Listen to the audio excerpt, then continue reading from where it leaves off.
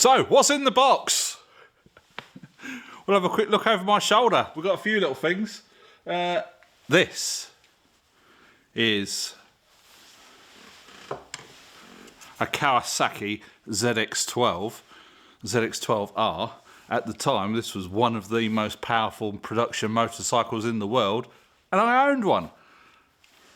So that come out of the box.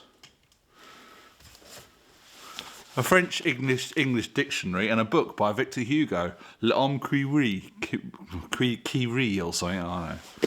I said to him, have you got anything French that I can put in the box? So, I'm going to have to set the scene now, aren't I? I don't smoke, it's a prop. Back in about 2004, 2005, I think it was, just after Christmas, New Year, I was working for a recovery firm. At the time, they were called CSG Recovery in Whittlesea, Peterborough, Church Street Garage. No longer there, it's all houses. The business is still going, but they've changed names. I think it's now called Eden Recovery. Anyway, that's by the by. Boss said to me, you've got about 8 days holiday to use up before March. That's when our holidays used to reset. This was in January. January was really mild, t-shirt weather almost in the UK at the time. I said, I'll have a week off and I'll pop over to see Mum and Dad on the old motorbike. So here we go. The Kawasaki ZX-12. I will put a picture up of the particular version I had. Now, I will just say this to start with. When the ZX-12R first came out, they weren't speed restricted.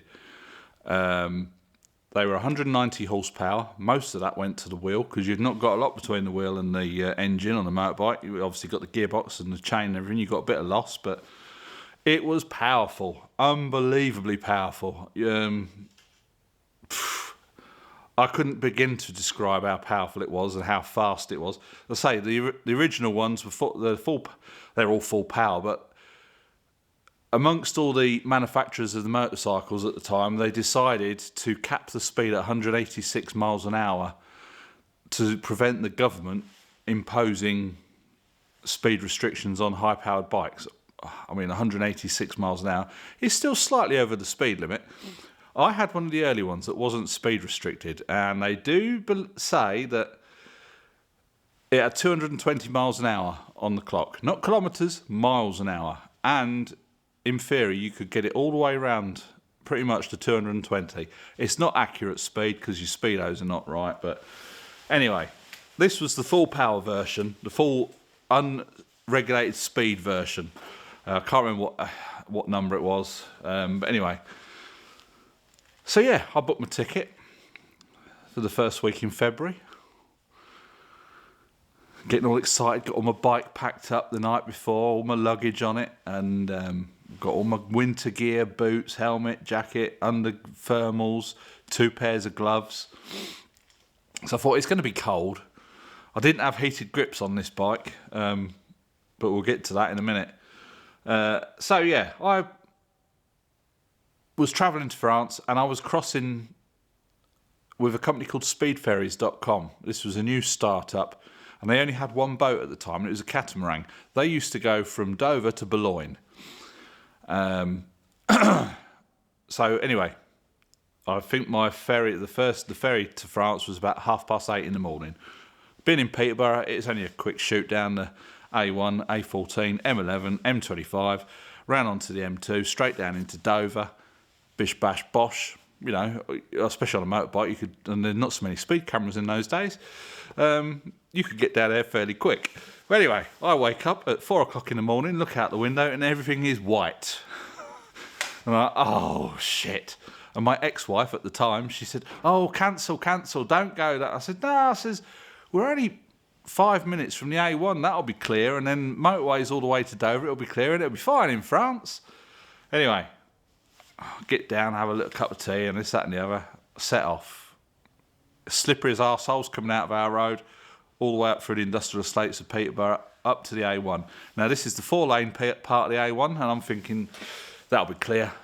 Get down to it, 1 lane was clear, where the lorries had been going up and down. And I was, oh, bloody hell. I thought, oh, it'll be all right. Carry on.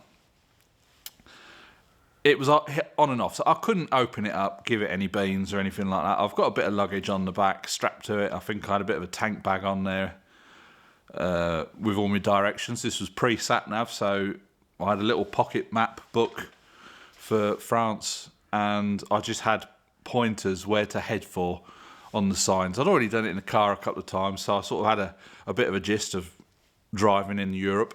So yeah, A1 wasn't too bad. Came off at Alconbury, A14. Now this was a bit white everywhere, and it's sort of like, oh Christ, a bit of a job to see the roads. So I'm sort of poodling along. I didn't have my feet down, so but say if I got to 50 mile an hour, I was lucky. Lorries were coming past me like I was parked up, basically. I thought, no, I've got plenty of time. I'll get down to Dover and it'll be fine. Anyway, A14 onto the M11. It got worse.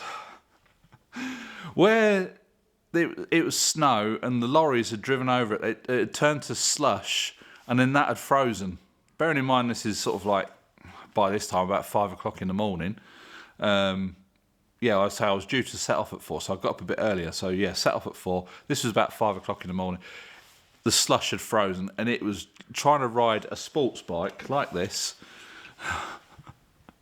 with full fairing on over a ploughed field. It was like all over the place. Parts of it I had to put my feet down, and I thought I was going to come off, but the lorries were still flying past me like I was no tomorrow. They don't care, do they? Onto the M25. That M25 was a bit clearer. Then onto the M2.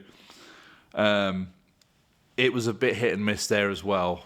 Out when you get all the street lights sections, they were fairly clear. I suppose the gritters had been on those, but then we sort of got down near Dover, where it was sort of like out in the countryside a little bit more. It was covered in snow. Anyway, I roll up down into Dover, absolutely freezing my knackers off. And as I'm rolling up to the port, I'd got through the security bit, and I'm coming up to the desk, and I see speedferries.com setting sail. Shit.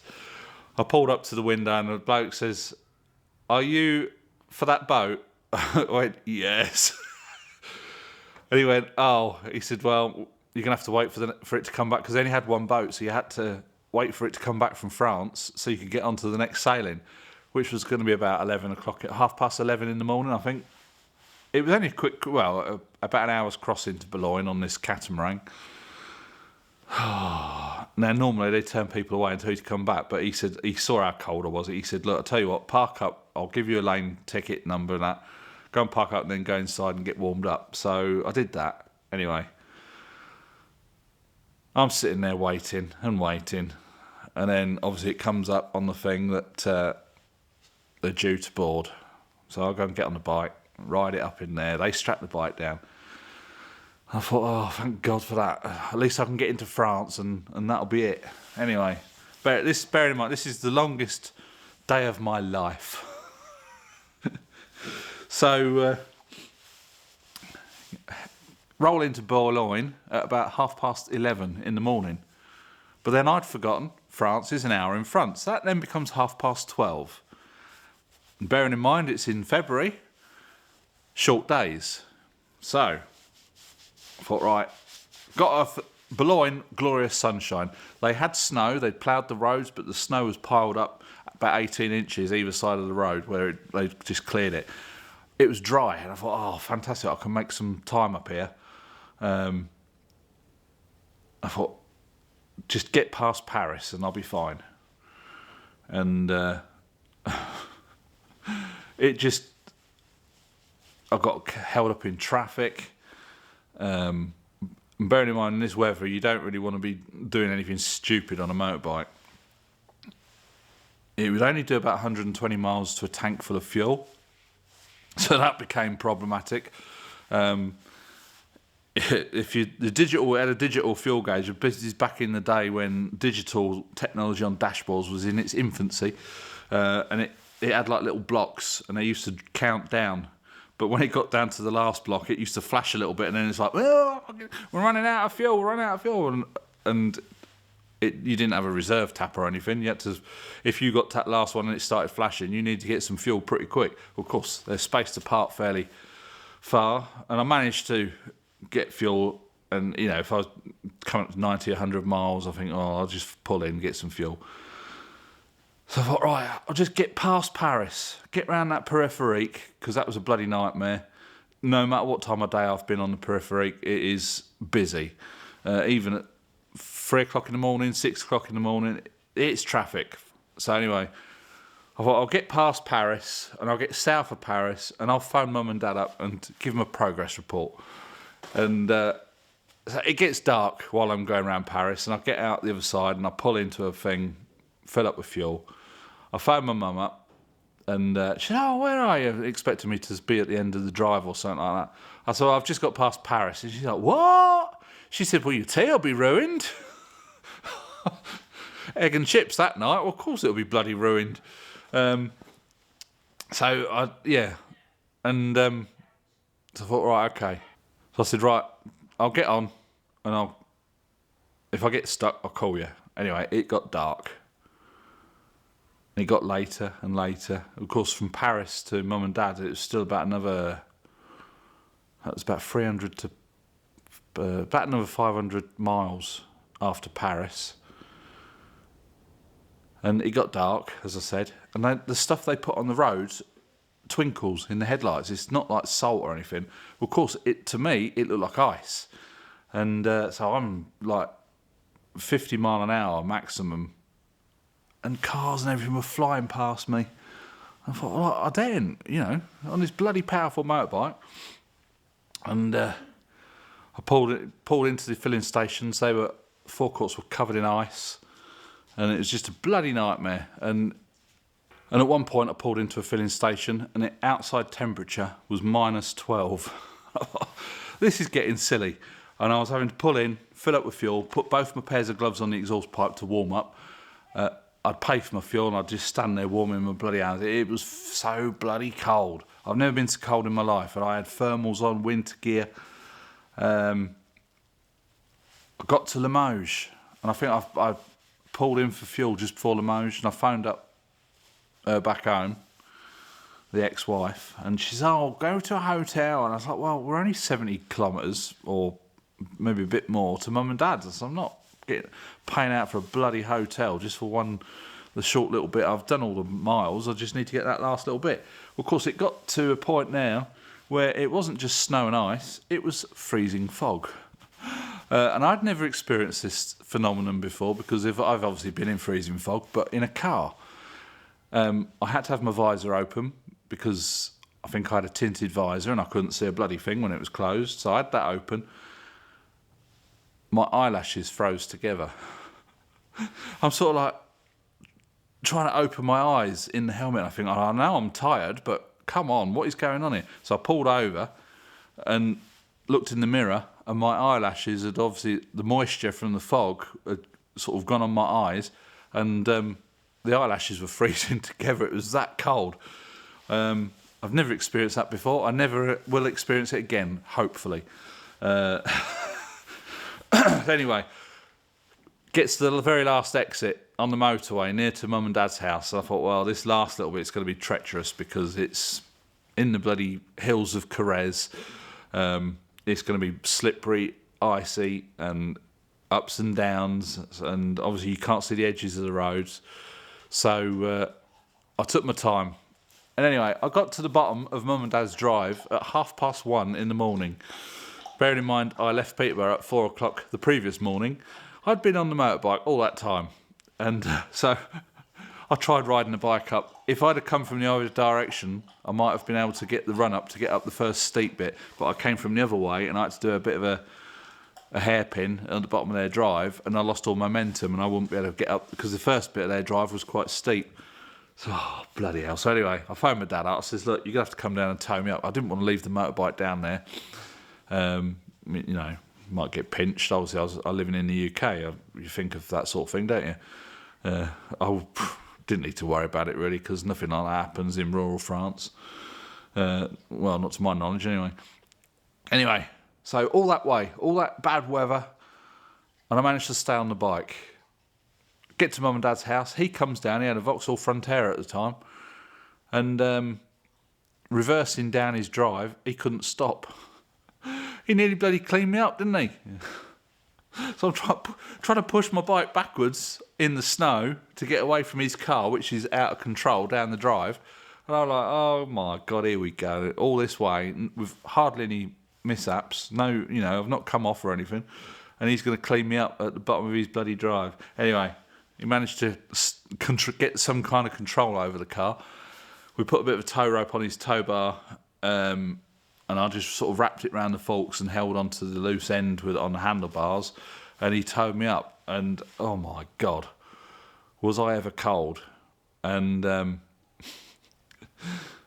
yeah, then I had my egg and chips, probably about 2 o'clock in the morning, and unbloody believable. But you do these things, don't you? And it's a story to tell later on in life. So yeah, I've ridden, well, I say it's -12 on the side of the road, so what with wind chill factor, Christ knows what it was. But I was so not prepared for cold weather. I mean, I had all the winter gear on and thermals and that, but after that ride, there was no way I was having a motorbike without heated grips. And in subsequent visits after that, I had what they used to call Oxford hot hands, which was like Velcro things you used to wrap around your handlebars and plug in, but they were a bit fat. So yeah, heated grips were the way to go. Yeah, if I just come up with this little story, let you know what. This is the first one in the box. My little trip to France on the ZX-12.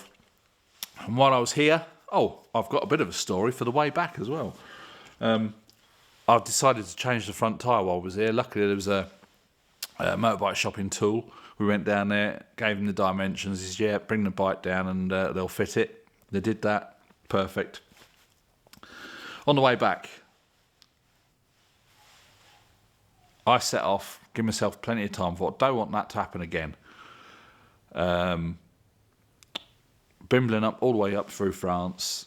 Beautiful sunny weather, but when the sun went down, it got cold again. Not only that, my bank card stopped working. I had very limited cash. So I'm about 30, 40 miles away from Boulogne, and I had to get fuel. And I'm like, what do I do? Because I had about 19 euros in cash. My bank card stopped working. I'm coming all the way down into Boulogne with my fuel light flashing, and I'm just like, what am I going to do? Anyway, roll up into Boulogne, speedferries.com, setting sail. I've missed the bastard and ferry. Goes up to the window, and they said, that's the last ferry for today. You'll have to get in a hotel and come back tomorrow. And I'm like, Jesus Christ. But no. So anyway, I phoned up back home, and she said, no, you're not staying. You've got to get home. So, the only way I could do that is to get to Calais and buy a ticket in the office. So, of course, I'm like, I don't know if there's any tolls between Boulogne and Calais, but I need fuel. So I thought, shit, what am I going to do? I'm just going to have to... I came back out of Boulogne, filled the bike up with fuel. This is when you could fill the motorbike up with about 15 euros at the time. So the bike was full. I thought, that'll get me to Calais and it'll get me most of the way home. So gets up to Calais, go to the P&O office. They always charge you more, don't they, if you're trying to buy it there and then. So I did it over the phone with her bank card. I don't know why mine stopped working. It just wouldn't have it. And then I sort of got back into the UK. Cold weather again. And it was so cold that I almost gave in. And I saw there was I pulled into the services at Maidstone, and there was a van there that was sign written for Peterborough, and I was like, I wonder if you could fit my motorbike in the back of that van, because I was so cold, so pissed off. I'd been on the bike all day, obviously not as long as going down there, but you just want to get home, don't you? When you're going home, you just want to get home, and it's like, I'm almost there. Another couple of hours, and I can't remember how I managed to put more fuel in it. I must have had a bit more. I had English money, that's right. I had English money, but obviously that's no good in France. So I managed to fill up at Maidstone, which would have got me back home to Peterborough. Oh, anyway, she'd gone to bed. She'd left the gates open and left the garage door open, so I could just straight up the drive, through the gates, in the garage. I put the kickstand down, switched it off, shut the doors. I thought I'll come back to that tomorrow and unload it tomorrow. Oh, what a bloody disaster that ride was. You know, first missing the ferry, then my bank car's not working, almost running out of fuel coming into Boulogne, missed the ferry again. So yeah, speed ferries did all right at me on the return journey because I missed the boat. It's just one of those things, but it's a story to tell, isn't it? But yeah, the longest few days on a motorbike I've ever spent. Now I've been down since then on a Yamaha XT660 Supermoto. Did it twice on that bike. Came down when I had a CBR 1000RR Fireblade. Piece of cake, doddle. Glorious weather. Go at the right time of year. You'll be fine. Anyway, that's what's in the box for this episode. Hope you enjoyed the Garage Chronicles here at Ben's Garage. There'll be more coming along. I've got all sorts of stories from my days of being a recovery breakdown assistance driver, crashes I've had on motorbikes, there's crazy things we did in cars when we were young, all sorts. If there's anything you want me to talk about that you think I might know anything about, then just put it in the comments below. And I hope you enjoy these videos. But it's just something a little bit different. Thought I'd try it and we'll see what happens. So anyway, catch you in the next video. Bye for now.